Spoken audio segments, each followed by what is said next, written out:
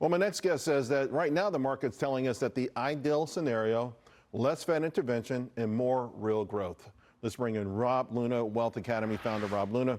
All right, so Rob, is that the same as saying that we're in a Goldilocks situation? I don't know about that, Charles. I think, really what it's saying is I've been trading this market for over 2 decades now. You really have to listen to what the market is telling you, regardless of what your personal beliefs might be. And I think if you look at the way the market's moving right now, not a lot of people would be thinking right before earnings, right before an election, that we'd be hitting new highs on the S&P 500. And I think really what it's trying to tell us is this is not a market that wants continued stimulus, lower and lower interest rates. What it wants is a real economy that could sustain itself. And I see when you look at the jobs numbers, and we all think those numbers are a little bit baked, but when you look at that, the market's telling us right now they don't want a recession. We don't necessarily need Fed cuts. What we do need, though, is an economy that can stand on its own. And that's what we're seeing right now play out in the markets. Yeah, and I guess sometimes we call that, too, good news as being good news, right? And, of course, the Fed having to intervene has some negative connotations to it. Now, you've been really big on cyber names. Yesterday, I saw Palo Alto was like the #1 stock in the entire market. You still like that space?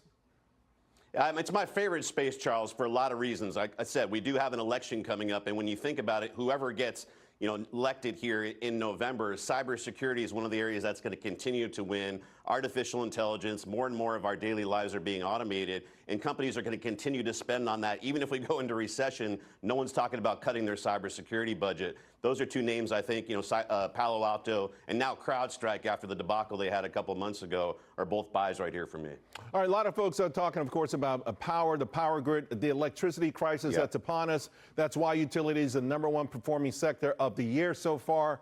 You also talked about the power grid before. How are you looking at an opportunity for investors to make money?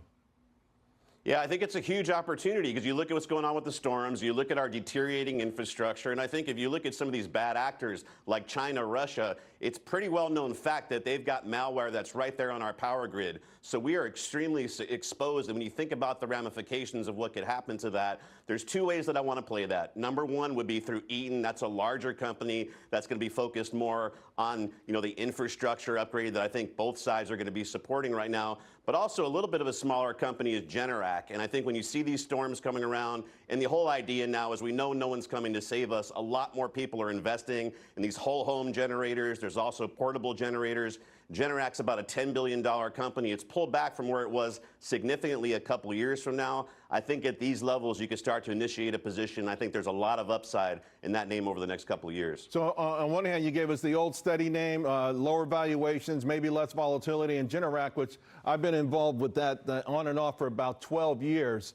Let's talk about, though, you also think, keep some dry powder here. So there's a little anxiety until maybe after the dust has settled from the election.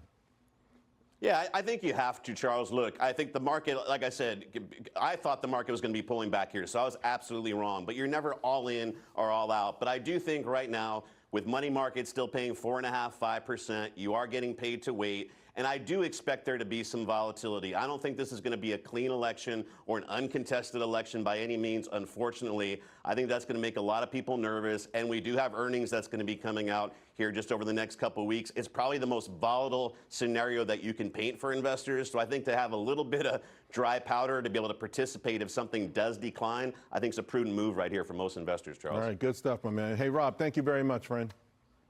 Thank you, Charles.